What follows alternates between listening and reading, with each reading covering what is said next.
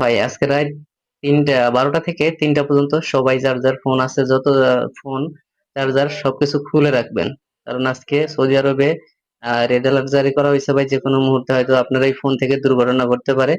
তাই সবাই সতর্ক করার জন্য ভিডিওটা বানালাম। প্লিজ দয়া করে কেউ অবহেলা করবেন না। সবার চার্জার এবং ফোন বন্ধ করে ঘুমাবেন, ফোনগুলো কাছে রাখবেন না, একটু দূরে সরিয়ে রাখবেন।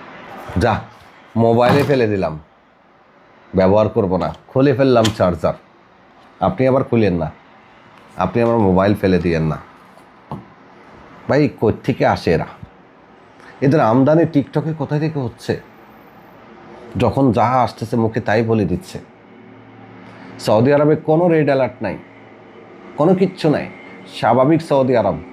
সবাই যার যার মতো করে জীবনযাপন করছে, কোনো সমস্যা নেই। আর মোবাইল চার্জে লাগালে দুর্ঘটনার কি আছে রে ভাই? এদের জন্যই সতর্কবার্তা দিচ্ছে। বারবার সৌদি প্রশাসন থেকে বলা হচ্ছে তোমরা গুজব ছড়িও না। অ্যাম্বাসি থেকেও বারবার সতর্কবার্তা দিচ্ছে যে ভাই আপনারা প্রবাসী হিসেবে গুজব ছড়াইয়েন না। 2012 সালের পর থেকে সৌদি আরবে গুজব ছড়ানোকে রাষ্ট্রদ্রোহী অপরাধ হিসেবে গণ্য করা হয়। আর এমন পরিস্থিতির মধ্যে এই ধরনের ভিডিওগুলো সত্যিকার অর্থে মানুষের মধ্যে একটা আতঙ্ক সৃষ্টি করে, মানুষ আতঙ্কিত হয়। এই ধরনের ভিডিও শেয়ারও করতে যাবেন না, আর এদের কথা কেউ শুনতেও যাবেন না। আলহামদুলিল্লাহ আমাদের প্রিয় সৌদি আরব স্বাভাবিক আছে, সব কিছু নিয়মের মধ্যে আছে, কোনো সমস্যা নেই। ভাই এরা কই থেকে মাঝে মধ্যে আমদানি হয়? এদেরকে আমদানি কারা করেছে? টিকটক অ্যাকাউন্ট একটা খুলে যা মুখে আসে তাই বলে দেয়, আর আপনারা সাধারণ মানুষগুলো তাদেরকে লাইক কমেন্ট করে একদম পুরাইয়া দিচ্ছেন। এই ফলার ভিডিওর মধ্যে দেখলাম 4,000 লাইক, 2 লক্ষের উপরে ভিউজ। আমি তো অবাক হয়ে গেছি। আতঙ্কিত হওয়ার মতো কিচ্ছু সৌদিতে কখনো হয়নি, হওয়ার মতো কিচ্ছু নাই। অনুগ্রহ করে এদেরকে বয়কট করুন।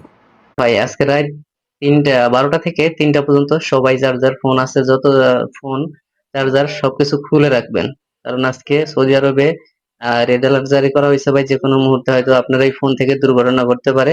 তাই সবাই সতর্ক করার জন্য ভিডিওটা বানালাম। প্লিজ দয়া করে কেউ অবহেলা করবেন না। সবার চার্জার এবং ফোন বন্ধ করে ঘুমাবেন, ফোনগুলো কাছে রাখবেন না, একটু দূরে সরিয়ে রাখবেন। যা, মোবাইলে ফেলে দিলাম, ব্যবহার করব না, খুলে ফেললাম চার্জার।